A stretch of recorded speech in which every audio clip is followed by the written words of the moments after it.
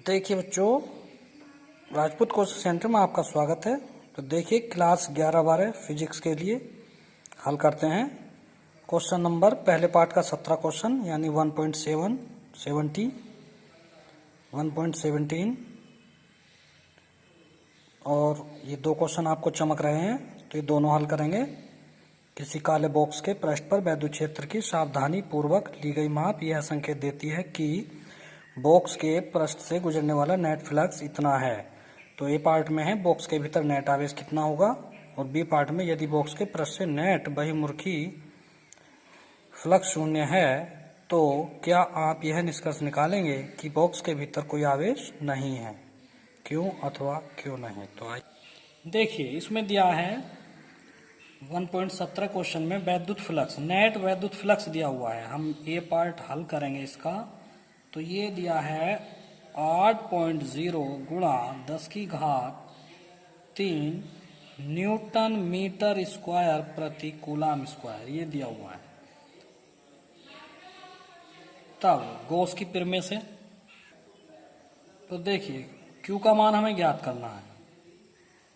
तो Q बराबर ε0 का मान होता है 8.85 गुणा 10⁻12 और फाई ई का मान दिया हुआ है 8 गुणा 10⁻³ Q बराबर, इसको हल करेंगे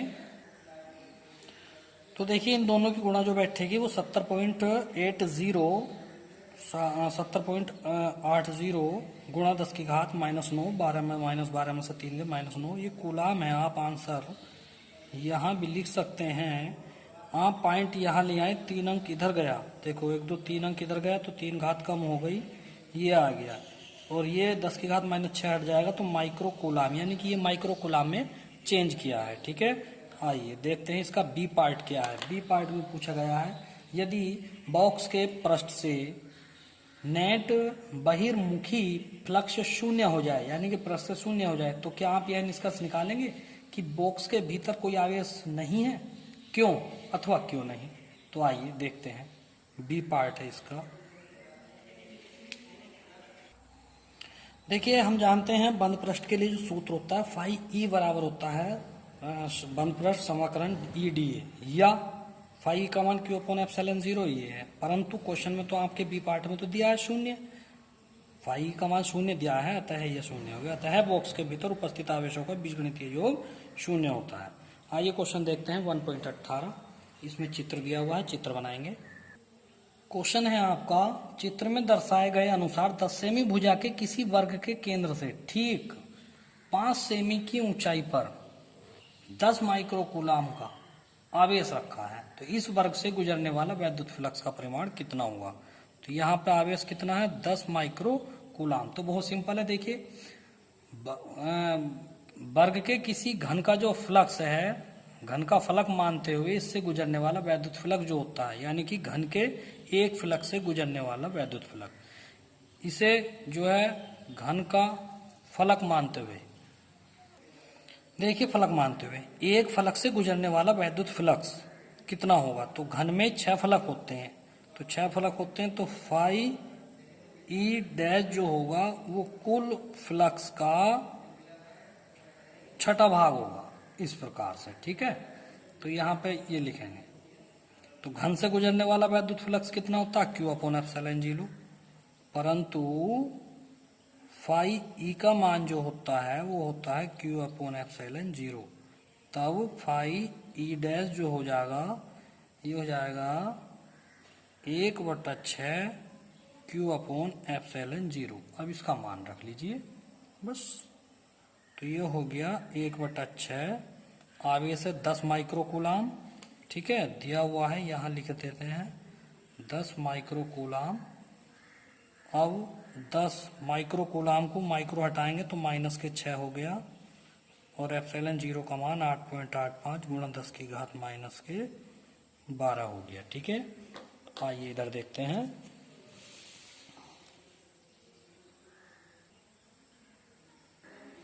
देखिए हमने ये किया, यहाँ 10 था लेकिन 2 0 और बढ़ा दिए, क्यों, क्योंकि नीचे से हमने ये पॉइंट हटा दिया। 10⁻6 यहाँ लिया, और ये ऊपर जाकर 10⁻12 जो है +12 हो जाएगी। इसकी गुणा करेंगे, ऊपर आ गया 1000, ठीक है, और यह आ गया 10 की घात 6, नीचे गुणा कर दो, 8 6 पंजे 30, देखिए नीचे ये आ गया। जब इससे आप भाग देंगे इसको पूरे को, तो ये आ जाएगा, तो देखिए 1.883 गुणा 10 की घात 5 न्यूटन मीटर स्क्वायर प्रति कूलम स्क्वायर, ये इसका हल आ गया है। देखते हैं क्वेश्चन नंबर नेक्स्ट। देखिए क्वेश्चन नंबर 19 से लेकर क्वेश्चन नंबर 24 तक आपकी स्क्रीन पे दिखा दिए गए हैं, आप उतार लेना। अब मैं क्वेश्चन नंबर 19 कराऊंगा आपको, ठीक है। आइए देखिए, इसमें दिया हुआ है 2 माइक्रो कूलम का कोई बिंदु आवेश, यानी कि Q का मान जो दिया है वो 2.0 माइक्रो कूलम है, या 2 गुणा 10 की घात -6 कूलम है। तो आवेश किसी किनारे पर 9 सेमी के किनारे पर किसी घनीय गोशीय पृष्ठ, यानी कि घन के पृष्ठ के केंद्र पर स्थित है। तो पृष्ठ से गुजरने वाला वैद्युत फ्लक्स, तो आप अच्छी तरह जानते हैं, अभी पीछे कराया था कि घन के पृष्ठ से गुजरने वाला वैद्युत फ्लक्स, घन के पृष्ठ से गुजरने वाला, तो देखिए फाई ई बराबर हो गया Q/ε0। Q का मान 2 गुणा 10 की घात -6 बट्टे ε0 का मान 8.85 गुणा 10 की घात -12, तो बराबर, देखिए 2 जीरो लगा दिए, नीचे से पॉइंट हटा दिया, -6 है, ये 12 ऊपर जाकर +12 हो जाएगा, ठीक है। और इसको पूरे को जब आप भाग देंगे, इससे जब भाग देंगे आप 0.226 गुणा 10 की घात 6 आ जाएगा, ठीक है। आप इसे लिख सकते हैं फाई ई बराबर, यहां ले जाइए पॉइंट को, तो 1 घात कम हो जाएगी, इसका मात्रक न्यूटन मीटर स्क्वायर प्रति कूलम स्क्वायर, ये आपका हल आ गया। देखते हैं नेक्स्ट क्वेश्चन। देखिए क्वेश्चन नंबर 1.20, देखिए क्वेश्चन 1.20 है, ये जैसा क्वेश्चन ऊपर था वैसे ही है, इसलिए मैंने हल करके आपको दे दिया है, आप अच्छी तरह समझ जाएंगे, ठीक है। देखिए क्वेश्चन नंबर 1.22 है, तो इसमें कह रहा है कि 2.4 मीटर व्यास के किसी एक समान आवेशित चालक के गोले का पृष्ठीय आवेश घनत्व 80, तो पृष्ठ घनत्व दे रखा है 80 माइक्रो कूलम मीटर स्क्वायर, तो माइक्रो को हटाएंगे तो 10 की घात -6 कूलम प्रति मीटर स्क्वायर। गोले का व्यास दिया हुआ है 2.4, तो त्रिज्या r का मान हो जाएगा, इससे आधा हो जाएगा 1.2 मीटर। तो आवेश ज्ञात करना है, हम जानते हैं Q बराबर सिग्मा A होता है, तो सिग्मा का मान 80 गुणा 10 की घात -6 गुणा A का मान दे नहीं रखा, ये गोला है तो गोले का क्षेत्रफल 4πr² लगा दिया, तो ये ऐसे ही है। पाई का मान 3.14 लगाया और इसका मान 1.2 है, तो इसका वर्ग कर दिया। कैलकुलेशन आप घर से करेंगे और इसका जो आंसर आएगा 1.45 गुणा 10 की घात -3 कूलम आंसर। ये इसका ए पार्ट था, ये जो है 1.22 क्वेश्चन का ए पार्ट है। आइए अब करते हैं इसका बी पार्ट, तो पेज नंबर 2 लगाते हैं। तो देखिए 1.22 क्वेश्चन में बी पार्ट में कुल वैद्युत फ्लक्स पूछा है, तो हम जानते हैं फाई ई, गोले के पृष्ठ से निर्गत कुल वैद्युत फ्लक्स फाई ई, तो ये हो जाएगा फाई ई बराबर Q/ε0, तो कुल आवेश तो आपने भी निकाला ही है, 1.45 गुणा 10 की घात -3 बटे 8.85 गुणा 10 की घात -12, बस पॉइंट से पॉइंट उड़ा दीजिए, तो ये आ गया 145 गुणा 10 की घात -3, 12 को भी ऊपर ले जाओ, प्लस के 12 बटे 885, तो ये पूरा जो है इतने में भाग जाएगी नहीं, तो 1 जीरो इधर से ले लो, तो ये हो गया गुणा 10 की घात, अभी ये रहने दो, 9 कर लो अभी, तो 885। अब देखिए इसे कर लीजिए 1450 गुणा 10 की घात 8 कर लीजिए बटे 885, इससे इसको भाग देंगे तो ये आएगा 1.6 गुणा 10 की घात 8 न्यूटन मीटर स्क्वायर प्रति कूलम स्क्वायर। देखिए नेक्स्ट क्वेश्चन, देखिए इसका जो क्वेश्चन था 1.21, वो क्वेश्चन आपको नहीं करना है, वो आपके सिलेबस में है ही नहीं। क्वेश्चन नंबर 1.23 देखिए आप, कोई अनंत रैखिक आवेश 2 सेमी की दूरी पर, तो आर का मान कितना दिया हुआ है? आर का मान है 2 सेमी, यानी कि 2 गुणा 10 की घात माइनस के 2 मीटर, ये आ गया। सेमी की दूरी पर 9 गुणा 10 की घात 4 न्यूटन प्रति कूलाम वैद्युत क्षेत्र। तो ये वैद्युत क्षेत्र और वैद्युत क्षेत्र की तीव्रता को ई से प्रदर्शित करते हैं, ठीक है। तो इसका मान है 9 गुणा 10 की घात 4 न्यूटन प्रति कूलाम, ये है। रैखिक आवेश घनत्व ज्ञात कीजिए, और रैखिक आवेश घनत्व को कहां से प्रदर्शित करते हैं? लैम्डा से। इसका मैं नाम लिखता हूं, रैखिक आवेश घनत्व, ये इसका नाम है, याद रखना। देखिए हम जानते हैं अनंत लंबाई के रैखिक आवेश घनत्व लैम्डा के कारण r दूरी पर वैद्युत क्षेत्र की तीव्रता का सूत्र क्या होता है? ये होता है E बराबर 1/4πε0 2 लैम्डा बटे r, ये इसका सूत्र होता है।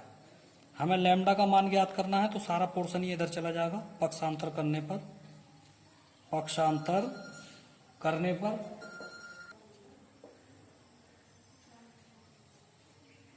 तो ये होगा 2 लैम्डा बराबर E 4πε0 r। तो ये देखिए इसका मान जो होगा 2 लैम्डा बराबर E का मान 9 गुणा 10 की घात 4, देखिए 4πε0 का मान होगा 1/9 गुणा 10 की घात 9, और r का मान है 2 गुणा 10 की घात माइनस के 2। तो ये देखिए 9 से 9 कट गया, अभी ऐसी रहने दो। 2 लैम्डा बराबर कितना बचेगा? 10 की घात 4, 10 की घात ये ऊपर ले जाओ -9, 10 की घात -2, और ये रह गया गुणा का 2। तो लैम्डा बराबर आ गया 10 की घात 4 गुणा 10 की घात -11।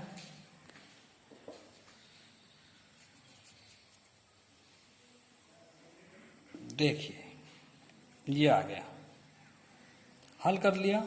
अब ये 2 जो है इसके बटे में जाएगा, अब ये गुणा 2 रह गया, तो इससे ये कट गया, तो लैम्डा का मान आ गया, एक बार कट गया तो एक यहाँ ले लो, 1 गुणा 10 की घात माइनस के 7 कूलाम प्रति मीटर। आंसर नंबर 24 क्या है? देखिए धातु की 2 प्लेटें हैं, धातु की 2 प्लेटें हैं इस प्रकार से। एक प्लेट तो है ये प्लेट 1 है, और एक है प्लेट 2, ये प्लेट 2 है। एक पे है प्लस आवेश,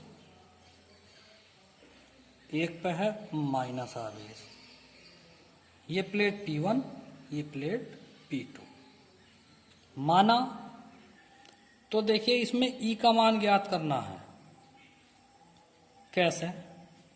ए पार्ट में जो है, ए पार्ट में पूछा गया है कि पहली प्लेट के बाह्य क्षेत्र में, यानी कि ये जो पहली प्लेट है इसके बाह्य क्षेत्र में ई का मान पूछ रहा, ठीक है। पहली प्लेट के बाह्य क्षेत्र में ई का मान पूछ रहा है, तो आइए तो लिखते हैं माना। देखिए ये पहली प्लेट के, देखिए माना धातु की 2 प्लेट हैं जिन पर विपरीत आवेश तथा पृष्ठ घनत्व सिग्मा है। तो पहली प्लेट के बाह्य क्षेत्र में ई का मान पूछ रहा है। माना प्लेट 1 के बाह्य क्षेत्र में कोई बिंदु P है। देखिए ये बिंदु P है, थोड़ा समझ लेना, ये चमक नहीं रहा, जगह कम है इसलिए छोटा लिख रहे हूँ। जिस पर वैद्युत क्षेत्र E1 व E2 विपरीत दिशाओं में। तो देखिए आपने देखा है कि प्लस के कारण वैद्युत क्षेत्र की तीव्रता प्लस से दूर होती है और माइनस के कारण माइनस की ओर होती है।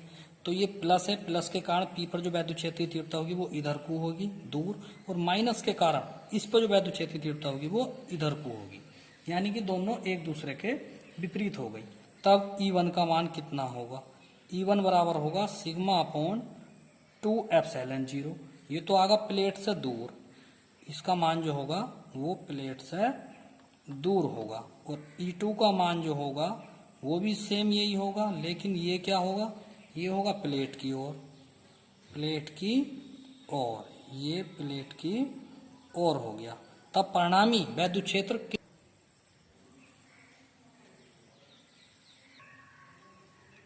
परिणामी तीव्रता E बराबर E1 माइनस के E2 sigma upon 2 epsilon 0 minus sigma upon 2 epsilon 0, दोनों से दोनों कट गए तो बराबर 0। अब बी पार्ट में पूछ रहा है इसके, बी पार्ट में कह रहा है कि दूसरी प्लेट के बाह्य क्षेत्र में, अब दूसरी प्लेट के बाह्य क्षेत्र में, तो अब देखिए चित्र पे आइए आप यहां, अब ये दूसरी प्लेट है इसके बाह्य क्षेत्र में, तो इसके बाह्य क्षेत्र में दूसरा बिंदु ये P डैश हो गया। तो देखिए प्लस के कारण तो वैद्युत क्षेत्र की तीव्रता इधर को होगी E1, और माइनस के कारण प्लस के कारण वैद्युत क्षेत्र की तीव्रता होगी प्लस से दूर, प्लस से तो दूर होगी ना, तो E1 आ गया ये, ठीक। और माइनस के कारण माइनस की ओर, तो E2 आ गया ये। सेम यही कंडीशन है, तो इसका भी 0 है, मैं डायरेक्ट लिखे दे रहा हूं, ठीक है ना। तो इसका भी सेम इसी प्रकार से होगा, तो इसमें भी ऐसे ही करेंगे। तो देखिए इसमें भी ऐसे ही है, सेम कंडीशन है, तो प्रश्न ए के अनुसार E बराबर 0। अब थर्ड पार्ट में पूछ रहा है ये सी पार्ट में पूछ रहा है कि प्लेटों के बीच में वैद्युत क्षेत्र की तीव्रता E का परिणाम कितना होगा। तो दोनों प्लेटों के बीच में, अब हम चित्र पर आ जाइए, अब हम दोनों प्लेटों के बीच में कोई बिंदु Q रखते हैं। देखिए अब प्लस के कारण तो होती है प्लस से दूर, अब अगर हम प्लस के कारण, तो प्लस से दूर इस वैद्युत क्षेत्र की तीव्रता E1 हो गई, और माइनस के कारण माइनस की ओर, तो इसमें भी ये इधर को हो गई। तो ये दोनों दिशा एक ही तरफ को है। जब किसी भी क्षेत्र की दिशा एक ही तरफ को होती है तो उन पे जो है जुड़ जाते हैं, यानी कि एक व्यक्ति रस्सी एक तरफ को खींच रहा, दूसरा भी उसी तरफ को खींच रहा, तो दोनों के बल बढ़ जाते हैं। तो आइए सी पार्ट में पूछा है दोनों प्लेटों के बीच में वैद्युत क्षेत्र E इक्वल टू भाट। तो चित्र में मैंने आपको बता दिया है। तो प्लेट 1 के कारण वैद्युत क्षेत्र की तीव्रता E1 sigma upon epsilon 0, plate 2 के कारण वैद्युत क्षेत्र की तीव्रता E2 सिग्मा अपॉन एप्सिलॉन 0। तो ये परिणामी तीव्रता होगी E1 प्लस के E2, यानी कि दोनों को जोड़ देंगे तो ये आ गया 2 एप्सिलॉन 0 सिग्मा अपॉन 2 एप्सिलॉन 0। तो ये हो गया 2 सिग्मा अपॉन 2 एप्सिलॉन 0, इससे ये कट गया, तो ये आ गया सिग्मा अपॉन एप्सिलॉन 0। अब सिग्मा का मान रख लीजिए, इसमें दिया हुआ है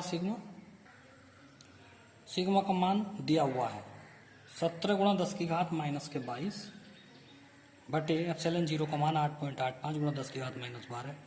ऊपर 2 0 बढ़ा दिए, नीचे से ये काट दिया है, पॉइंट हटा दिया है, और ये माइनस 12 ऊपर चलेगी, तो ये आ गया प्लस के बाद, तो ये आ जाएगा 1700 बटे 885 गुणा 10 की घात माइनस के 10। तो ये इसको भाग करके आएगा 1.92 गुणा 10 की घात माइनस के 10 न्यूटन प्रति कूलम। तो देखिए बच्चों, ये आपका लेसन 1 कंप्लीट हो गया है।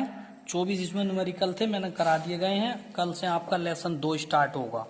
और जरूरी बात यह है कि इस लेसन में जो मैंने आपको कराया था कि गोलीय कोष के कारण, गोलीय कोष के बाहर, भीतर और पृष्ठ पर वैद्युत क्षेत्र की तीव्रता गॉस के प्रमेय से सिद्ध करो, तो ये टॉपिक आप जो है कैंसिल कर लीजिए, क्योंकि आपके नए सिलेबस में ये टॉपिक हटा दिया गया है। ठीक है, तो अब कल पढ़ाएंगे। Thank you.